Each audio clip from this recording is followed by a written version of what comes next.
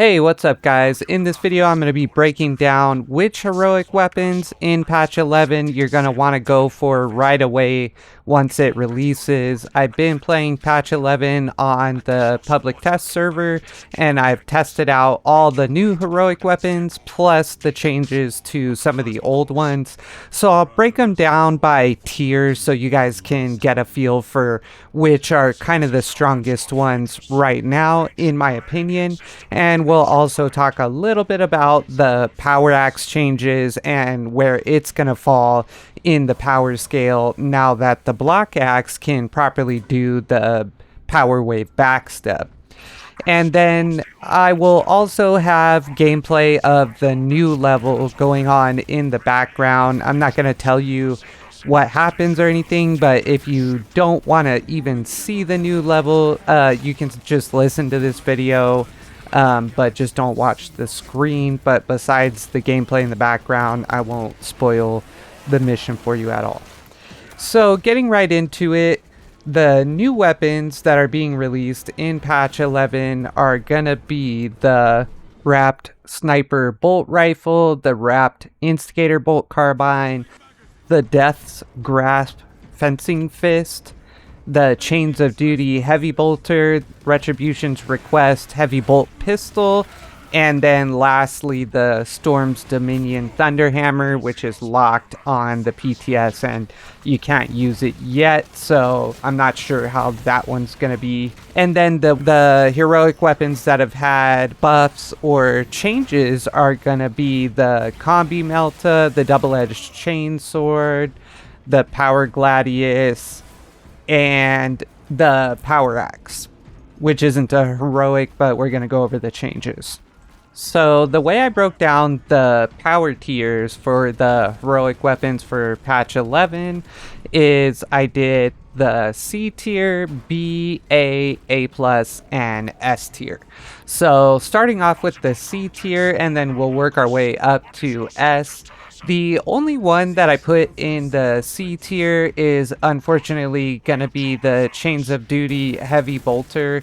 The issue with this weapon is that it's designed to give you a 50% larger parry window.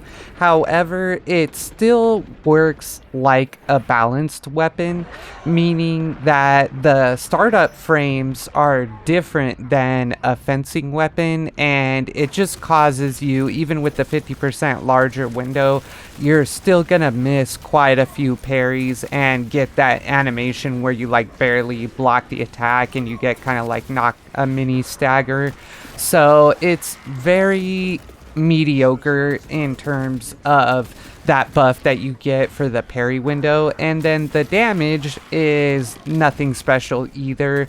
And the thing about the bolter is it doesn't have that classic kind of AoE damage that a lot of the heavies weapons have, so it kind of leaves it in a weird spot where it really only can deal with single targets, and it doesn't even do that particularly well.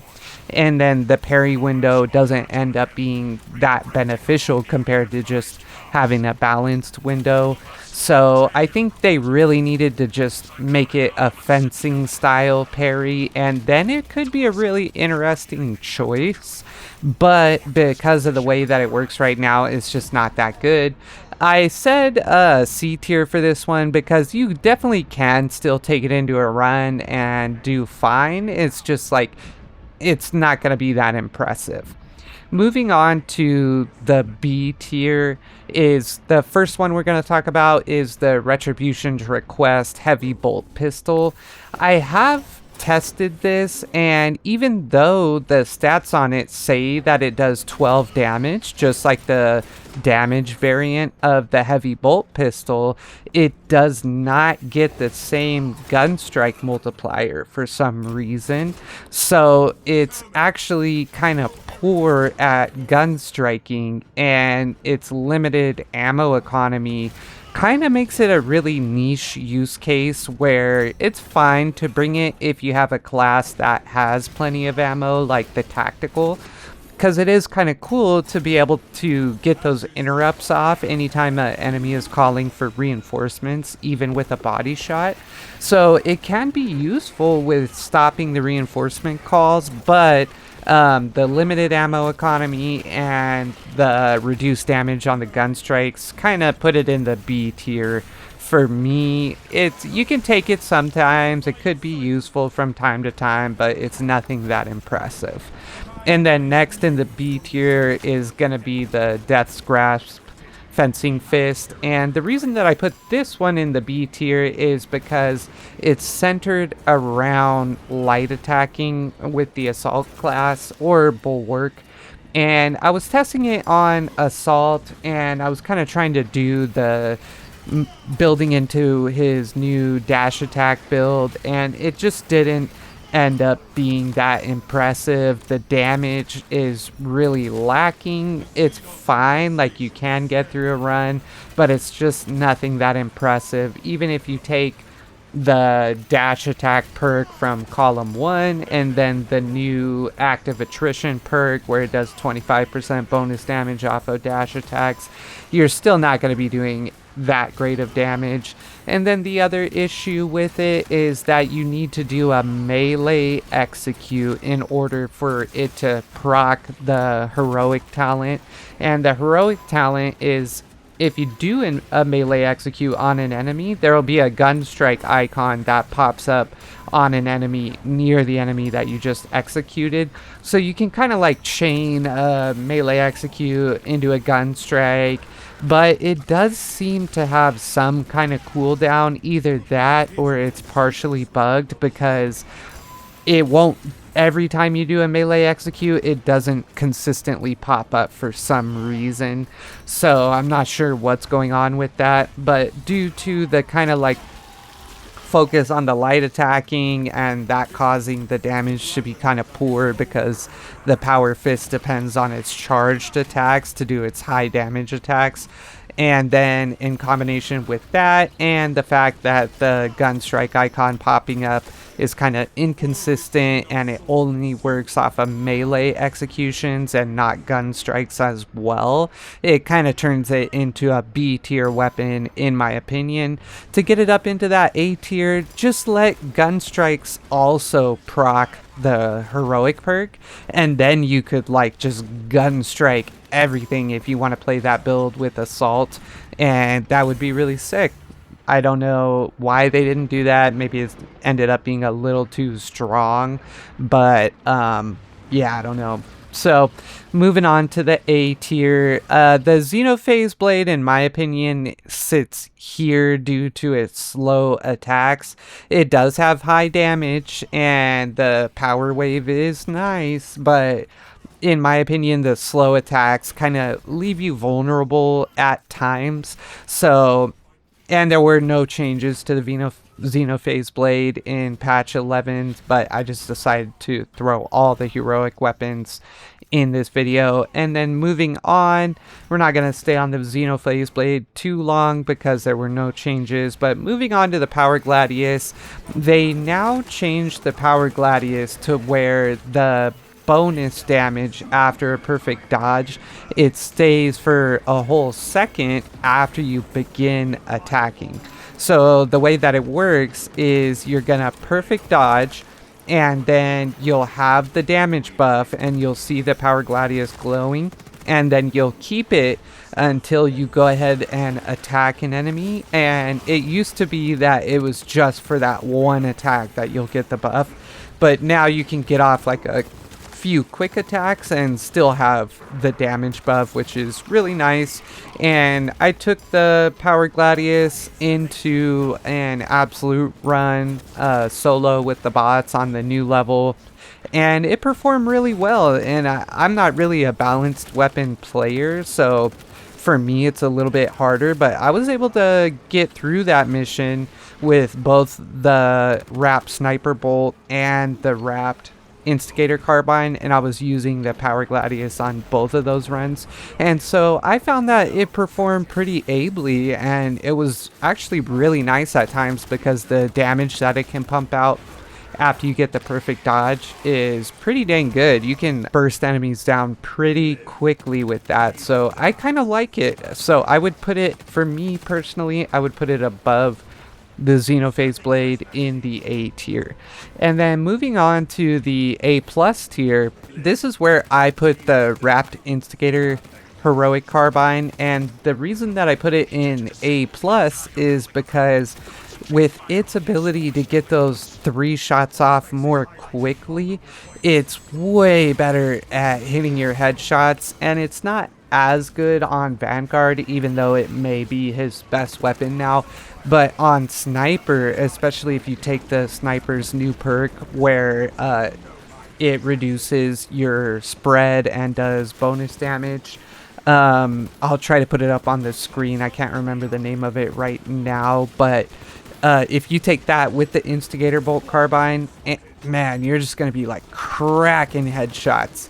And it was putting out some really nice damage, and I actually had an easier time in that run than I did with the new wrap sniper bolt rifle. Even though I put the wrap sniper bolt in S tier, I think it was just kind of a skill issue because I'm a decent aimer, but I feel that players who are really good at hitting those headshots are going to be able to do insane stuff with that wrap sniper bolt. But for me, the wrapped Instigator Carbine, it performed really well, and it's a little bit easier to use because you can use it not scoped in or scoped in, and it's super accurate, and it puts out really nice damage. And so I thought it just felt really great overall. Great on the power level. I wouldn't touch that if I were the developers. I think they did really well with that one. Just leave it just how it is. And then moving into the S tier, the Relic, Honorific Relic bolt pistol, that didn't see any changes, but I put it in the S tier because if you take that bolt pistol on Sniper, you're going to have such an easy time getting your grenades and your ammo back because it's so good at hitting those headshots quickly. So it just makes the Sniper insanely strong. And that was pretty much the sole reason that I put it in the S tier. It's not as good at gun striking as any of the heavy bolt variants, I believe. Definitely not the damage variant, but it still does okay gun strike damage. So even for the other classes, you can take it and not be gimping yourself really. And the fact that it's so accurate on a hip fire is also really nice. Moving on in the S tier is going to be the new wrapped sniper bolt rifle.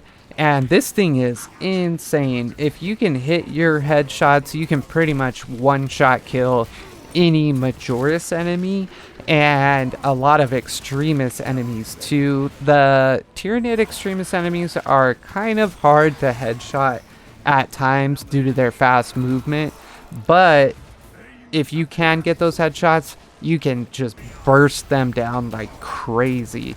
And the way that the wrap sniper bolt works is for its heroic talent.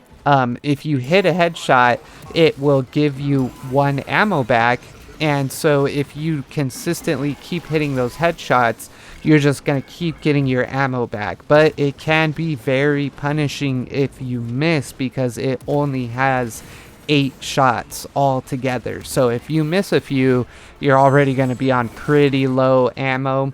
But that's kind of where the heroic bolt pistol comes in, because you can just switch over to that, get a few headshots, and you'll be looking better on your ammo again. And it does refill the wrap sniper bolt rifle's ammo just the same as it would for any other gun. So those two guns in combination can be very strong.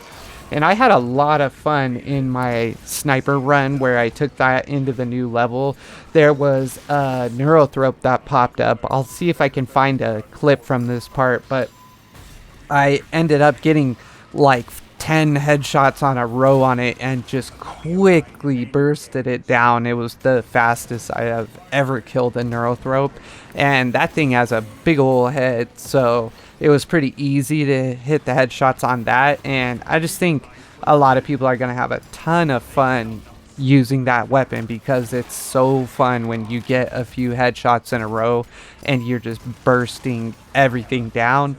But it may not be as fun for controller players because it is difficult to aim. It's more of, you know, a mouse and keyboard kind of weapon, but I'm sure there will be a couple controller players that can still play well with it.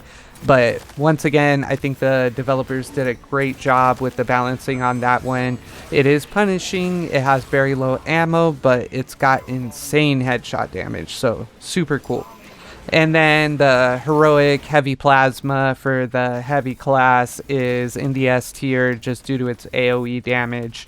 They didn't change anything about it, but it's just super strong because you can burst groups of enemies down really quickly, and because of its splash damage, you hardly have to aim at all.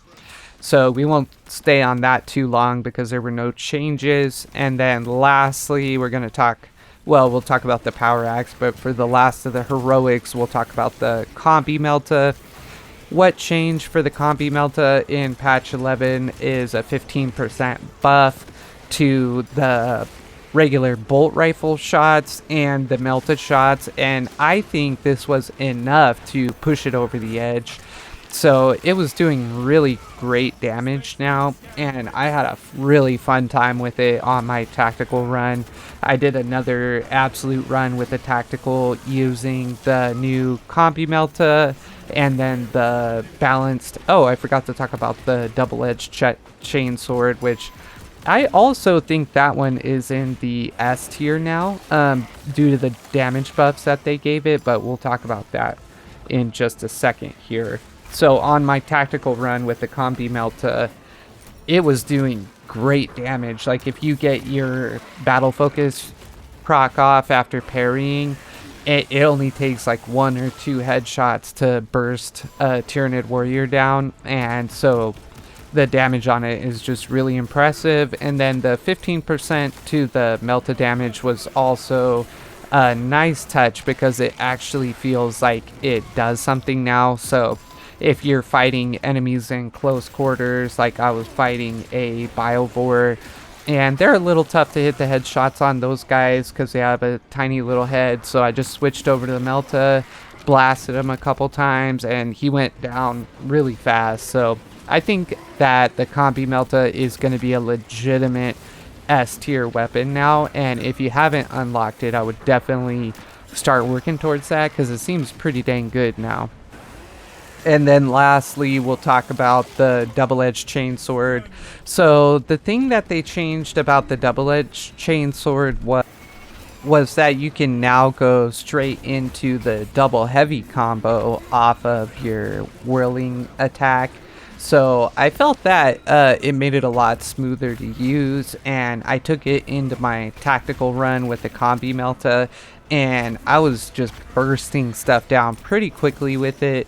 The speed on the swings can still put you in a little bit of a dangerous predicament at times. It got me hit a couple times due to getting locked into those melee animations, but I felt that it felt really good now with the damage trade-offs versus the fencing style parry, keeping you a little safer. So I think I might start trying to use that one a little more because it is really great at killing stuff in melee.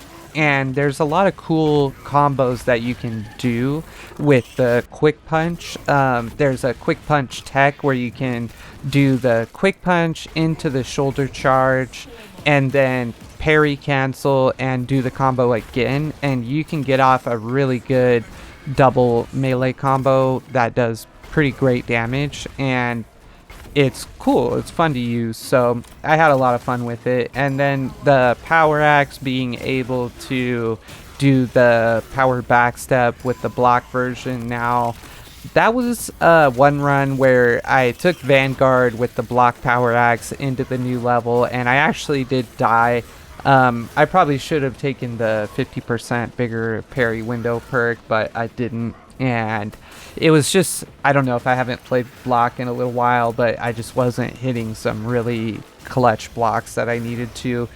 But I will say, when you get the adrenaline surge from getting 2 blocks and then you go straight into power backstep, that combo can be really high damage and it's super fun to use. So overall, for the power level, I think I would put the block power axe probably in A now. I think it is legitimately a good weapon, where the block power axe before would have been, I think, down in C, because it's pretty awful without the power backstep how it is in patch 10 right now. And then the other changes for the power axe actually make the fencing version a little bit better too. And so the changes that they did were that the whirl slash can now be performed after an overhead strike, so it's a little bit more fluid with that. And they increased the damage on the overhead strike by 50%, so if you're going to do that bottom tree build, it actually does do some really nice damage now. And I did take the fencing axe into the run and into the new level on absolute, and I was just ripping through that level. I had a really nice time. So I think that overall, all the axe variants got a pretty big buff, and I would say the fencing version is probably A plus now. It can do some really nice damage in certain scenarios. Doing the overhead strike can take down Majora's enemies really quickly. And the one other thing they changed is with the riposte perk.